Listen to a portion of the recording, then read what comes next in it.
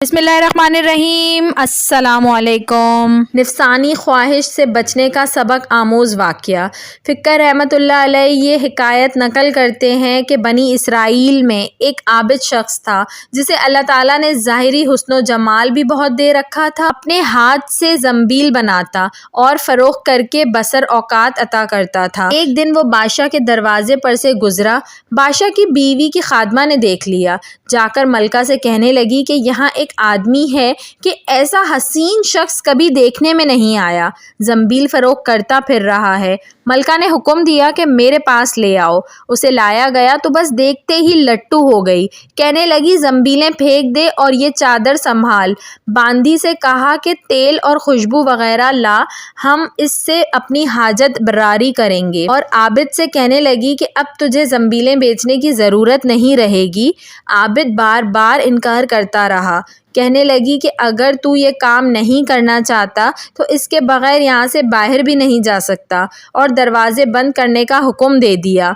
आबिद ने ये हाल देखा तो कहने लगा, क्या तुम्हारे महल के ऊपर कोई ज़रूरत की जगह है? कहने लगी, हाँ। बांदी को हुक्म दिया कि इसके लिए पानी वगैरह ऊपर ले जा। ये ऊपर छत के एक कोने की तरफ गया। देखा कि महल बहुत ऊंचा है, कोई ऐसी चीज़ नहीं जिसके साथ लटक कर नीचे उतर जाए। आखिर अपने नफ्स को खत्ताब और अत्ताब करने लगा कि तू 70 बरस से अपने रब करीम की रज़ा की तलब में लगा हुआ है, रात दिन इसी हर्स में गुजरते हैं। मुझ पर आज एक शाम ऐसी आई है जो तेरी इस तमाम मेहनत को ज़ाया कर देगी। वल्लाह तुझसे बढ़कर कोई खाइन ना होगा अगर ये शाम तेरे अमाल को फासिद कर गई।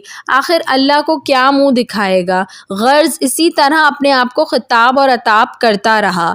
हुजूर सल्लल्लाहु अलैहि वसल्लम फरमाते हैं कि उसके बाद जब उसने बुलंदी से कूद जाने का तहिया कर लिया तो अल्लाह ताला ने जिब्रील अलैहिस्सलाम को नदा दी। उन्होंने लब्बैक कहकर जवाब दिया।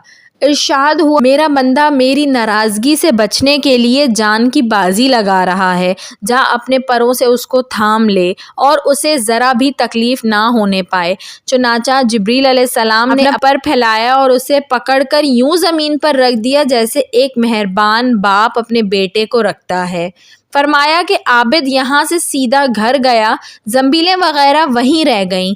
सूरज गुरूब हो रहा था। बीवी कहने लगी, ज़ंबीलों की कीमत कहाँ है? कहने लगा, आज तो उनका कुछ नहीं मिला। कहने लगी, तो आज रात अफ्तार किस चीज़ से करेंगे?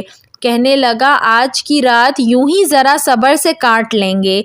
फिर कहने लगा, उठकर तंदूर में आग जला दो। हमसाए हमारे तंदूर में आग नहीं देखेंगे तो नामालूम कुछ ख़यालात दौड़ाएंगे।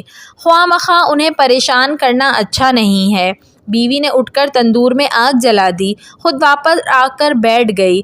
एक पड़ोसन आग लेने को आई, पूछा, आग है? जवाब मिला, आगे बढ़कर तंदूर से ले लो। ये औरत आग लेकर वापस हुई तो घर वाली से कहने लगी कि यहाँ तू बैठी बातें कर रही है, उधर तेरी रोटियाँ पक चुकी हैं बल्कि जलने को हैं।